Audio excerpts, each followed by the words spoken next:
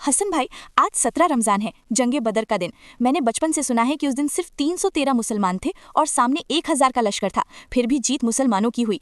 लेकिन मेरे दिल में एक सवाल है जो आजकल बहुत से लोगों को परेशान करता है। आज हम मुसलमान दुनिया में करोड़ों की तादाद में हैं, फिर भी हर जगह परेशान हैं। आखिर आज अल्लाह की मदद क्यों नहीं आ रही?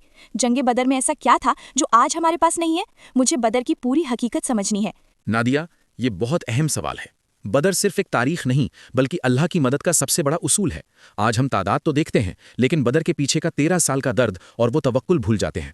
सुनो, मैं तुम्हें बताता हूं कि 17 रमज़ान 2 हिजरी को असल में हुआ क्या था और कुरान हमें इससे क्या हिकमत सिखाता है। मक्का में 13 साल तक मुसलमानों ने जुल्म सहा। हिजरत के वक्त उन्हें अपने घर, कारोबार और माल सब छोड़कर मदीना आना पड़ा।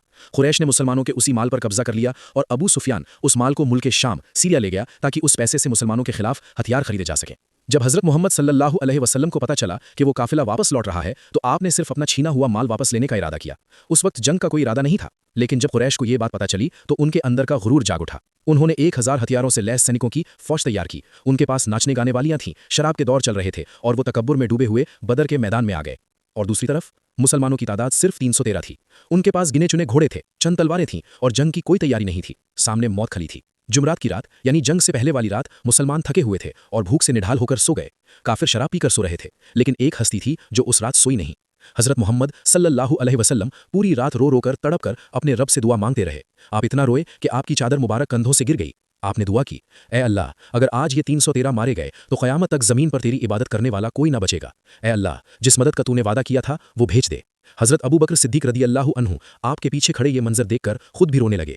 जंग की सुबह हुई। अल्लाह के नबी ने सहाबा को जंग के तरीके सिखाए। कहा कि जब दुश्मन दूर हो तो तीर चलाना, करीब आए तो नेज़ा और बिल्कुल पास आ जाए तब तलवार निकालना। यही नहीं, हजरत मोहम्मद सल्लल्लाहु अलैहि वसल्लम ने अपने हाथ में एक लकड़ी ली और जमीन पर लकीरें खींचकर बताया, आज यहाँ अबू जहल गिरेगा, यहाँ उतबा मरेगा, यहाँ शैबा मरेगा। और अल्लाह की कुदरत देखिए, जंग के बाद वो काफिर ठीक उसी जगह मुर्दा पाए गए। जब जंग शुरू हुई तो अल्लाह की मदद आसमान से उतरी। एक सनसनाती हुई हवा आई। सहाबा ने पूछा, ये क्या है? हजरत मोहम्मद सल्लल्लाहु अलैहि वसल्लम मुस्कुराए और फरमाया, हजरत जिब्रील अलैहिस्सलाम 500 फरिश्तों के साथ आ गए हैं। फिर दूसरी हवा आई। फरमाया, अब हजरत मीकाईल अलैहिस्सलाम भी 500 फरिश्तों के साथ आ गए हैं। 1000 फरिश्ते।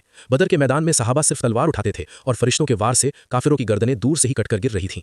अल्लाह ने सूरह अल अनफाल में फरमाया, ए नबी, जब आपने उन पर मुट्ठी भर खाक फेंकी तो वो आपने नहीं बल्कि अल्लाह ने फेंकी थी। अल्लाह ने उन्हें काफिरों की नजरों में तादाद में ज्यादा दिखाया और 70 बड़े बड़े काफिर सरदार मारे गए, 70 कैदी बने और इस्लाम की तारीख में 14 सहाबा ने शहादत का रुतबा पाया। अल्लाह ने साबित कर दिया कि जब इंसान अपना 101% देता है, असबाब पूरे कर लेता है, तब अल्लाह की मदद आसमान चीर कर आती है। दोस्तों, अगर आप भी चाहते हैं कि अल्लाह हमारे दिलों में बदर जैसा पक्का ईमान और तवक्कुल पैदा कर दे, तो दिल से कहिए, या अल्लाह, हमें कामिल ईमान नसीब फरमा, आमीन। कमेंट सेक्शन में आमीन जरूर लिखें।